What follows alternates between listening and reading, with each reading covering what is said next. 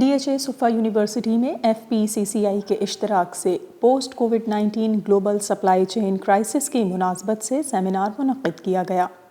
Seminar میں اس بحران کا ذکر کیا گیا کہ جس کی وجہ سے ساری دنیا میں خام تیل، پیٹرولیم مصنوعات اور اشیاء ضرورت کی قلت پیدا ہوئی اور پوری دنیا میں مہنگائی کا جن بے قابو ہو گیا۔ جو لوگ گھر بیٹھے ہوئے تھے، بجائے اس کے کہ وہ اپنی چیزیں خریدنا کم کریں، انہوں نے بڑھا دی چیزیں خریدنا۔ کیوں؟ کیونکہ گھر کے اندر وہ زیادہ ٹائم گزار رہے تھے۔ اب گھر کے اندر یہ تھا، گھر میں آفس کیوں نہ بنا لے، چھوٹا سا آفس تو بنا لے، کہاں کام کریں گے؟ اچھا، پہلے جم جایا کرتے تھے، آپ جم نہیں جا سکتے، کیوں نہ ایک دو ایکسرسائز مشینیں خرید لی جائیں۔ مشینیں خریدنی شروع کر دی۔ گھر پہلے صوفہ ٹوٹا ہوا تھا، کوئی بات نہیں، لیکن اب تو پورا دن 24 گھنٹے گھر میں، گھر کو بھی چلو ٹھیک ہے تھوڑا سا اور بہتر کر لیتے۔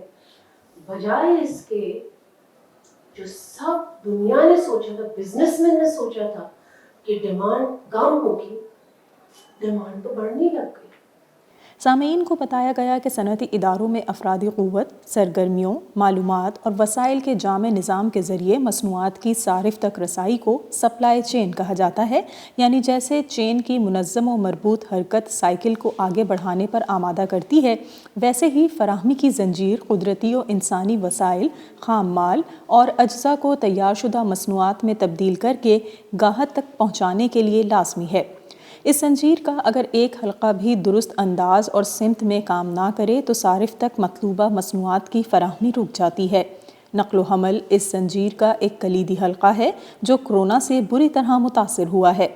بندرگاہوں پر چونکہ مزدوروں کا ہجوم ہوتا ہے، اس لیے وہاں محنت کشوں کی تعداد کو محدود کر دیا گیا اور زیادہ سے زیادہ افراد کو دہاڑی کا موقع دینے کے لیے اوقات کار کم کر دیے گئے۔ بحری ٹریفک جیم سے امریکہ اور یورپ کو جن مشکلات کا سامنا رہا وہ اپنی جگہ، لیکن اس کے نتیجے میں ساری دنیا متاثر ہوئی، یعنی قیمتیں بڑھنے کا سبب طلب میں اضافہ نہیں بلکہ فراہمی کی زنجیر ٹوٹ جانے کے سبب رسد میں خلل واقع ہو گیا ہے۔ پاکستان کے اندر جب کووڈ آیا تو پہلا ہمارا مسئلہ یہ تھا کہ سب سے پہلے تو ہمارے کو یہ احساس ہوا کہ ہمارا مال نہیں بکے گا۔ سب سے جو فرسٹ جو ہمارا امپریشن تھا وہ یہ تھا کہ ہمارا مال نہیں بکے گا، کیونکہ سب لوگ فوڈ کی طرف جائیں گے۔ I am in textile business, تو سب لوگ فوڈ کی طرف جائیں گے، تو nobody is going to buy clothing and nobody is going to buy the non essential items, they will only go for food. اور آپ سب لوگوں نے بھی دیکھا ہوگا، ہم نے بھی دیکھا کہ چھوٹے چھوٹے اسٹورز کے اندر بھی سارے شیلف خالی ہو گئے تھے، اور 4 لاک ڈاؤن کے جو ان بٹوین پیریڈس تھے اس کے درمیان جو لائن لگتی تھیں اسٹورز کے اندر، تو یہ اچھا بہت سارے لوگ تو جو تھے جن کے پاس بہت کیش اویلیبل نہیں تھا تو وہ تو ڈیفینیٹلی ضروریات کی چیزیں ہی لیتے تھے، لیکن میں نے اپنی آنکھوں سے دیکھا ہے لوگوں کو بے تحاشا دوائیاں لیتے ہوئے۔ مطلب ابھی مثال کے طور پر کوئی دوائی ہے جو پیناڈول ہے، تو آپ لیتے ہوں گے مہینے میں 1-2 اسٹرپس یا زیادہ لے لیتے ہوں گے، وہاں تو لوگ ڈبے بھر رہے تھے۔ تو میں بھی ایک دوائی لینے کے لیے کھڑا ہوا تھا، تو میں نے اس کو پوچھا بھی، میرے ساتھ جو یہ پرچیزنگ کر رہا تھا، میں نے کہا بھائی یہ تم اتنی ساری کیوں لے رہے ہو یار، خواہ کے اندر سپلائی شارٹ ہو جائے گی ہر جگہ کے اوپر۔ تو بولا میں کیا کروں بھائی، میرے کو تو ڈر لگتا ہے، میں تو گھر میں اپنی چیزیں اسٹاک کر رہا ہوں اور آپ بھی کرو۔ تو میں نے کہا میں تو بالکل نہیں کروں گا، اللہ مالک ہے۔ تو یہ تو ہوا۔ اس کے بعد ہماری فیکٹری میں لاک ڈاؤن ہوا، اور initially Sindh government was the one who said that no industrial activity in the factories. یہ کراچی کے لیے زیادہ یونیک تھا۔ انٹیریئر سندھ میں، انٹیریئر پنجاب میں تو اتنی ساری ڈسٹربینس نہیں ہوئی، نہ اتنے سارے لاک ڈاؤنس ہوئے، لیکن ہمارے یہاں یہ ہوا۔ پھر انہوں نے 15 دن کے بعد جو ہے وہ ایکسپورٹ انڈسٹریز کو الاؤ کیا، پھر اس کے 2 مہینے کے بعد گریجولی دے الاؤڈ ڈومیسٹک سپلائی کے لیے چیزیں کیا۔ تو یہ تو صورت حال بنی. لیکن سب سے جو بڑا ہمارے سامنے جو پکچر تھی وہ یہ تھی کہ ہم اپنی لیبر کو تنخواہ کیسے دیں گے. دیٹ واز دا بگیسٹ ہمارے سامنے ایشو تھا. یہ تو ہو نہیں سکتا تھا کہ ہم ہاتھ کھڑے کر دیں اور اپنے امپلائیز کو بولیں کہ بھائی ہمارے پاس پیسے نہیں ہیں. ایسے بھی امپلائیز ہیں جو 40 سال سے ہمارے ساتھ کام کرتے ہیں, اور ایسے بھی تھے جو 4 مہینے پہلے بھی آئے تھے. تو ان کو ہم یہ تو نہیں بول سکتے تھے کہ آپ جو ہے وہ ہمارے پاس پیسے نہیں ہیں اور آپ لوگ جو ہے وہ کل سے فارغ. This was at least we never ہم نے نہیں سوچا اس طریقے سے.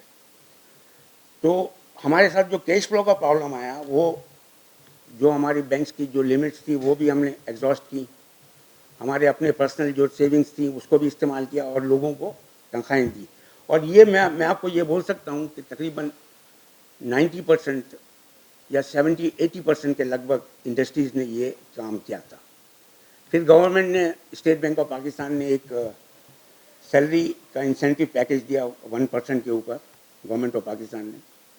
اور اس سے جو ہے ہم لوگوں نے وہ ایکچولی وہ یہ تھا کہ جو کمپنی اپنے امپلائیز کو لے آف نہیں کرے گی تو اس کی جو تنخواہ ہے وہ آپ بینک سے بورو کریں اتنی اماؤنٹ, اور آپ کو 1% انٹرسٹ دینا پڑے گا. تو لوگوں نے وہ بھی یوز کیا اور اس طریقے سے یہ سلسلہ چلا. لیکن اس کے بعد یہ جو مس فرت نے بتایا ابھی آپ کو کہ all of a sudden international market میں ہماری چیزوں کی ڈیمانڈ بڑھ گئی. جو اب آپ نے تو بڑا فیکٹس اینڈ فگر سے بتایا, لیکن مجھے نہیں معلوم ہے کہ ہماری پاکستان کی کیوں اتنی ڈیمانڈ بڑھی. جو میں نے انالائز کیا کہ ہم لوگ جو پاکستان از اے سپلائر جو کم لیول کے اوپر چیزیں سپلائی کرتا ہے, یعنی پرائس وائز پاکستان کی چیزیں سستی تھی جو بیسیکلی گھر کے اندر استعمال کرتے ہیں آپ. جیسے اگر ٹی شرٹس ہیں, جیسے اگر پینٹس ہیں, یا جاگرس, ہم تو جاگرس تو بناتے ہی نہیں ہیں, لیکن چپل ہیں جو ہیں وہ سب چیزیں سستی والی. تو لوگ گھروں میں بیٹھے ہوئے تھے تو وہ باہر جانا آنا نہیں ہو رہا تھا, گھر میں ہی پہننی تھی چیزیں, تو سستی چیزیں لوگ زیادہ استعمال کرنا شروع کی. دس از واٹ آئی تھنک. اور اس کی وجہ سے ہمارے یہاں demand I. Pakistan was the first one جس کے یہاں ٹیکسٹائل بڑھنا شروع ہو گئی. ایک تو ویسے ہی ہم لوگ بہت ہر چیز میں ہم پیچھے ہی ہوتے ہیں, لیکن اس مرتبہ یہ ہوا کہ پاکستان کی جو پروڈکٹس کی جو ڈیمانڈ تھی وہ اگر آپ پورے ریجن میں دیکھیں ٹیکسٹائل کے اندر سب سے پہلے پاکستان کی ٹیکسٹائل میں ایکٹیویٹی جنریٹ ہونا شروع ہو گئی تھی, اور ہم کافی بڑے خوش ہو رہے تھے اور ایسا ہو رہا تھا.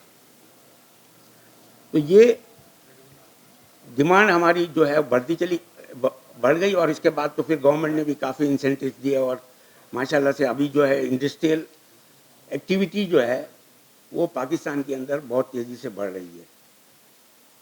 اب سوال ایک جو ہے کہ آگے کیا ہوگا. جو ہم ایز اے بزنس جو ہم سمجھتے ہیں کہ مجھے یوں لگتا ہے کہ نیکسٹ 6 months, بھلے آپ کا اپنا انالیسس ہے, لیکن مجھے یوں لگتا ہے کہ with in next 6 months the supply chain is going to stabilise. We have already seen جو فریٹ چارجز ہیں وہ کم ہو رہے ہیں.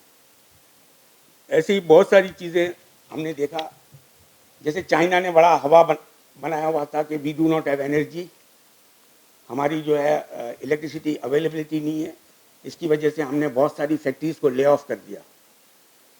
تو اس سال in the year 21 this news came in August, اور ہم لوگ یہاں بڑے پینک ہو گئے کیونکہ ہماری سپلائی چین بہت ساری وہاں سے آتی ہے, چائنا سے, ہر چیز کی.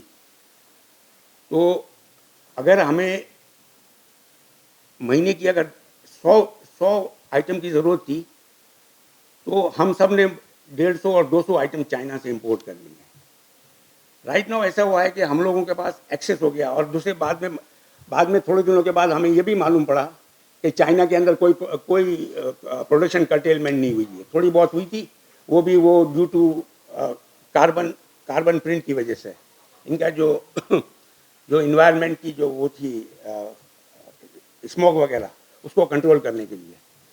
تو چائنا نے ساری دنیا کو اس طریقے سے بہت سارا مال جو بھی جمع کیا ہوا تھا نا انہوں نے during the lockdown period, وہ سارا کا سارا بیچ دیا ہے at a very high rate.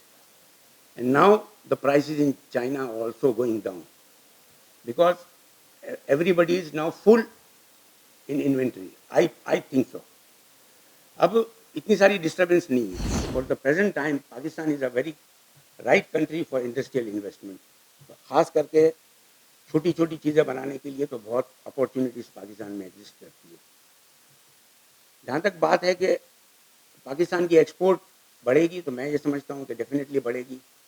Pakistan has many advantages, اور اب as a industry, as business, we have also seen that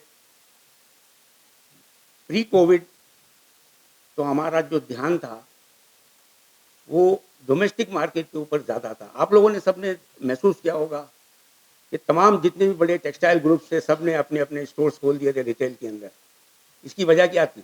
اس کی وجہ یہی تھی نا کہ basically domestic market was very lucrative, it was very easy to sell, we know our people, we understand their psyche, اور اس کے مطابق ہم بہت آسانی سے چیزیں بنا لیتے ہیں اور ان کو دے دیتے ہیں. اور پلس آپ لوگ بھی تھوڑے سے اچھے لوگ ہیں, زیادہ شکایت بھی نہیں کرتے, تھوڑا 19-20 بھی ہوتا ہے. تو اگر فرض کیجیے میں جو بات جو کرنے کی کوشش کر رہا ہوں کہ دیکھیے, اگر تھوڑا 19-20 بھی ہوگا نا, تو میں نے جنرلی دیکھا ہے میرے جو کسٹمرز ہیں وہ درگزر کرتے ہیں. لیکن اگر یہی چیز میری باہر چلی جاتی ہے تو وہ میں بھیجتا ہوں, ایک آئٹم خراب ہوتی ہے اور وہ مجھے لکھ کر بھیجتا ہے کہ 100 آئٹم خراب ہے, 100 چیزیں خراب ہے, 100 پیسز خراب ہے. تو اب آپ یا تو جاؤ ان کو دیکھنے کے لیے اور ان سے نیگوشیٹ کرنے کے لیے, یا آپ بیٹھو کہ بھائی چل بھائی اب فیصلہ کر لیں جو بھی کرنا. مقررین کا کہنا تھا کہ مسائل و بحران کی منمانی, تشریح اور مشکلات کا اپنے سیاسی عزائم کے لیے استعمال کوئی نئی بات نہیں, لیکن اگر فراہمی کی یہ زنجیر جلد درست نہ ہوئی تو ساری دنیا کو شدید مشکلات کا سامنا کرنا پڑ سکتا ہے. پاکستان، ہندوستان اور بنگلہ دیش سمیت تیل درآمد کرنے والے ممالک اس سے بری طرح متاثر رہے.